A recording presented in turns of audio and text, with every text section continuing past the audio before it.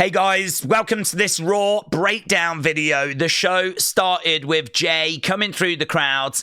This actually took quite a bit of time, as is usually the case. He did get into the ring and then started by saying, right now, I don't give a damn what they think about me. This is obviously really interesting because, of course, he got a lot of dislikes online by winning last week's Battle Royal, making himself the new #1 contender going up against CM Punk at Saturday night's main event. So him coming out saying, I just don't care what people are saying, was obviously very interesting. That's him kind of addressing that. Very quickly, CM Punk would come down. He would cut a lengthy promo. He was asking the question, look, how far are you willing to go?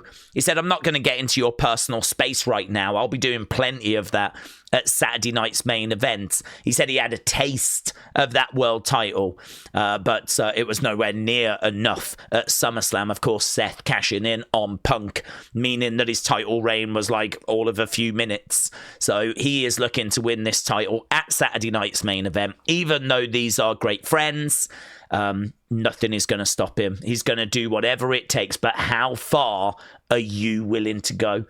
I do think this is interesting. And I do think that's an interesting question to ask.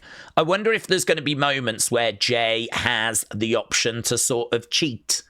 And like maybe there's a chair that's lying around, a referee is down. We could find ourselves in a situation where Jey has got to ask himself some very real questions. How far is he willing to go to become world champion? And if he does use a chair, if he does cheat, is he betraying his fans? Is he betraying himself? Or is he just doing what he needs to do? Where those lines are very blurry, and I do think it makes it quite interesting. So I'm not down on this as a match. I know many people are because they were hoping for LA Knight to be in this spot instead. But I'm interested to see how this plays at Saturday night's main event. Jey's comeback, I thought, was okay. Bit disappointing that it did not go longer. I mean, it was just real short. He said he's going to show CM Punk who the best in the world is at Saturday night's main event. It was pretty much 4 letters, 1 word, yeet, and that was about it, really, in regards to a response. He didn't fumble his words. His delivery was good, but he just did not expand on anything. He didn't massively address the points that CM Punk was raising. But a lot of people in our watch along were saying it was probably wise that they just kept it short and sweet. Jey can get a little bit lost at times in lengthier promos. So this was fine. Just kind of set things up. But as I said, I think there might come some moments on Saturday where Jey is going to be put in some very interesting situations. And we don't know if Jimmy is going to be getting involved as well. So looking forward to that match. First match was Penta Rusev. This was the #1 contenders match for the Intercontinental Championship. We were trying to find who was going to be facing Dirty Dom. We'd seen Dirty Dom just before this match going up to Finn and JD asking for help. They said their hands were a bit too full. They were trying to get their tag titles back. So basically Dom had to turn elsewhere. He went on the phone. He gave a call to El Grande. And so we got interference. So there was no winner when it came to Penta Rusev. You lot weren't crazy about the match. You said it was like good 92%. It's a little bit below average, to be honest. It was okay. I mean, it was passable. It was acceptable. I don't think it was anything more than that. I think the ending definitely hurt. It was so obvious as to where this was going. Because Dominik got these guys to interfere, it meant that, of course, we were going to be building towards a triple threat. And we get there later in the show, of course. So that was our open. Backstage, LA Knight set his sights on the winner of Jey and CM Punk. We also heard from the Vision, Bron Breakker still wondering and questioning why he didn't take out a load of people in that battle royal. I do think it's interesting seeing this relationship. Like, he was asking and looking for reassurance and advice from the Oracle. And it's just an interesting dynamic. Like, it's not Bron that's kind of running his own plays. He is very much using Heyman. Heyman is saying to him, look, trust me. I know what's best. I know how this works. I agree with Bron. I think he should have done something last week. I think he should have sent a statement. Heyman's response to Bron was, look, if you got involved in that battle royal, Adam Pearce would have hit the roof and we could all have been suspended, right? I mean, I do remember Roman and Adam Pearce kind of butting heads, like just during the Thunderdome era. And I remember, like, it was just not a concern for Roman. It was just not a factor. In fact, Adam Pearce was in the way. Roman did whatever he wanted. Like, I'm not crazy about how these guys are taking Adam Pearce and how Adam Pearce may react into consideration. They should sort of be above that. They should do whatever they want. They should be causing chaos and carnage. And if Adam Pearce wants to suspend them, well, then just invade the show, right? I mean, that's the cool way of doing this. Like, rather than just, oh, let's not get involved in the battle royal because we don't want to get suspended. I just don't think that makes you look very cool, honestly, if you're like meant to be an out of control heel. So I wasn't crazy about some of the stuff in this, to be honest. What it led to was Heyman saying, look, there's someone else that shares our vision, right? There's someone else that basically has got the same idea that we've got, and I've put you in a match against them. And of course, that person, as we just heard, was LA Knight. LA Knight said, I want the winner of Jey CM Punk. That's exactly what Bron Breakker wants as well. And so I suppose in a way this felt a little bit like a number one contenders match. That's kind of how I was viewing it. It was not billed as that. I think actually it would have really helped if they had billed it that way. If this had been our main event tonight and they had billed it as a number one contenders match, the winner is going to face the winner of Saturday night's main event for the championship. We maybe could have done something with that. It kind of felt unofficially like that's what this was. But to be honest, I really am not down on the main event we ended up getting. I actually thought it was the best match of the night. I really enjoyed it. So that's how we ended up getting where we were getting. Okay, TC of Wrestlevotes said, a source that I spoke with this week told me that there has been internal concern that Bron Breakker and Bronson Reed would receive babyface fan reactions following their turn on Seth Rollins, which played into the decision to exclude them from the Battle Royal last week, which is kind of interesting. So that was also another reason why they weren't included last week, because WWE was worried the fans would get behind them and cheer them because they're cool. They took out Seth. They were part of a really big dramatic moment, shocking moment that we didn't see coming. So that's another thing that WWE took into consideration. Right, then we got an Asuka video package, which I thought was very good. And a lot of people online, I think Goldberg even started trending. Obviously, he referred to Asuka as some girl. Was this WWE's way of just saying, she's not some girl? And actually, they listed all of her accomplishments. 5-time women's champion, Royal Rumble winner, over 900 days undefeated. I don't know why they did it. I don't know if it was a response to all the Goldberg stuff, but it was good. It was a really good video package. Second match, Nikki against Roxanne. There was a little bit of kind of outside interference. Obviously, this match was really interesting because we know that Roxanne has kind of dreamt of this match. There was footage that we saw in Unseen of her actually speaking with Nikki, saying, I really want to wrestle you in the future, when she was like a young girl. And Nikki was like, well, look, in 5 years, yeah, maybe we can do it. Here we are. So, you know, what a weird moment this must have been for Roxanne. So, how's that neck, Nikki? So, a little bit of trash talk in there by Roxanne.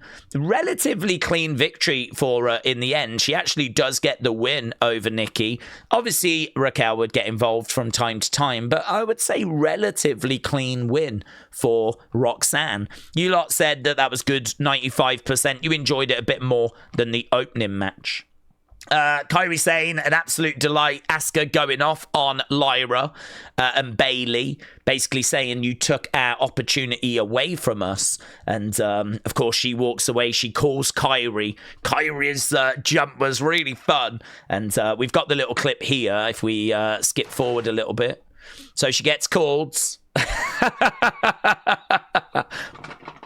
She kind of startles herself into doing this, which is pretty fun. So there we go. And it was just a little interaction backstage. Another interaction backstage was Jimmy and Jey. So Jimmy went over and had a go at Jey. Like, how can you do that? How could you eliminate me last week? You know, we were meant to help each other get down to us as the final two. Then it's every man for themselves. Jey was like, listen, you told me last week it was everyone for themselves. You know, I didn't realize we had to get down to just us. You know, I'm going to do what I'm going to have to do to get where I want to get to. You know, it's nothing but love. So it's an interesting moment, this. I don't know. I mean, it does feel like there's still an issue there. We would see them again later, but it still felt like there was a little issue. Jey tried to smooth things over. I'm not sure. I'm not convinced that it totally worked. So then we got this LA Knight and Bron Breakker. Apparently there was a little slip, a little fall there as he kind of stumbled down Bron Breakker. So LA Knight, Bron Breakker. Bron would pick up the victory. Again, it was relatively clean. There was a little bit, obviously, on the outside by Bronson. But, yeah, it was a win by Bron Breakker, and that did not go down that well online. People saying that this is LA Knight being buried. If this was an unofficial number one contenders match, that ain't good news for LA Knight. That means that Bron Breakker is ahead of him in the pecking order. It's going to be very interesting, actually, to see how LA Knight responds to this. Because they could absolutely run this back and maybe LA Knight gets the victory. Maybe that levels things up. Perhaps we could do something here whilst CM Punk and Jey are obviously going to be fighting for the title. Maybe we could just have these two trying to figure out who it is that should be next. At the moment, LA Knight, I would say, is at the front of that queue. I'm sure LA Knight is not going to allow it to stay that way. So I did see Sean Ross Sapp going, guys, he didn't get buried just because he lost to Bron Breakker. So I do think a lot of people online were saying LA Knight was buried, and I did see Sean kind of responding to that. Obviously, the most obvious match in the world, Dominik against Rusev against Penta, has been made for the IC title. That's going down at Saturday night's main event. We would also see these two again and again. Jey saying a few words to Jimmy again. And it was basically Jey responding to what Jimmy had said earlier. And, look, they shake hands. It seems like it was okay, but I'm just not buying it personally. Again, I'm really interested to see what goes down for Jey at Saturday night's main event. Does Jimmy make his presence felt? So 3 matches in, we got to match number 4. This was Sheamus against JD McDonagh, and apparently Sheamus wanted this because Finn and JD had eliminated Sheamus from last week's Battle Royal. I think they're going to have a Sheamus problem now because Finn uses the shillelagh to hit Sheamus. That meant that JD got the victory, got the win. And I don't think Sheamus is just going to accept that. I don't think he's just going to take that and allow that to happen. So I think Judgment Day might have now established a real Sheamus problem. So I think we'll see a bit more coming out of that feud. But JD did get the victory after Finn interfered. They then went backstage. They confronted AJ Styles and Dragon Lee. And there will be a tag title match next week. Totally expecting Sheamus to get involved in that personally.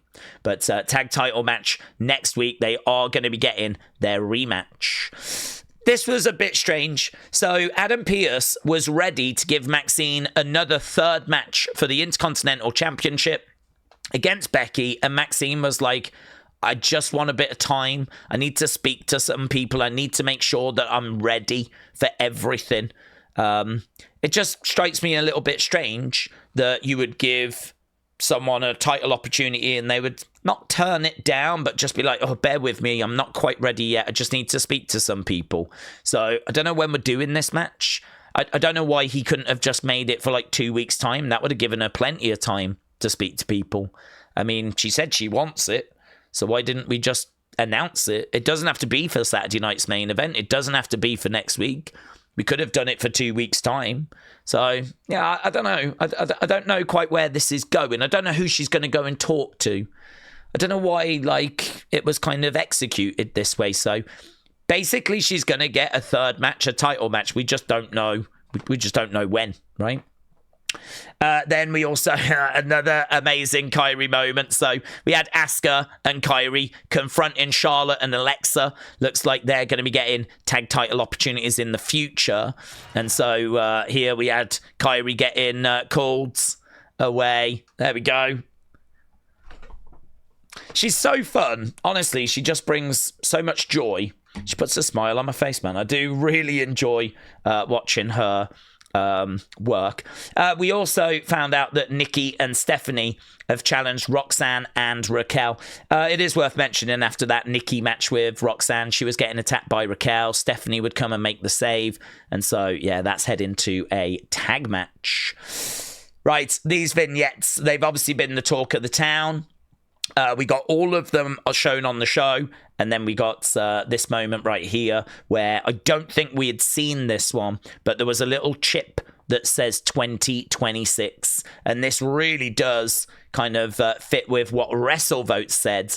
So all of these vignettes apparently are a WrestleMania 42 promo that's expected to be revealed in full sometime later today. Now, that's all we got. I don't know if we were going to get more than that. Those are all the bits that we got. This was the last vignette that we saw, but the belief is all that walking, the whiskey, the chips, all this stuff, apparently it's just promotion for WrestleMania 42 in 2026. So a lot of people frustrated by that. Right, and then we got to our main event. The women's tag titles were being defended, and Alexa, Charlotte against Bayley and Lyra. Match was the best match of the night. You lot said it was great, 68%.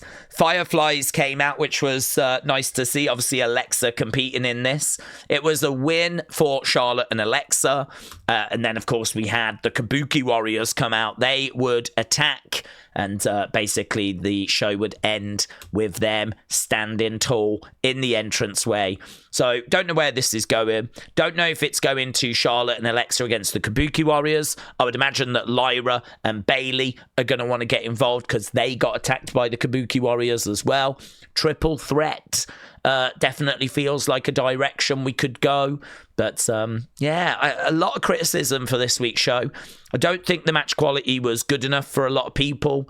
The main event match didn't really have much in the way of twists and turns. It was just a normal match. I mean, it was a good match. It was the best match.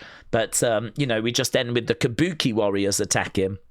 I don't know that this was really the shocks, surprises, thrills, and spills that people were looking for.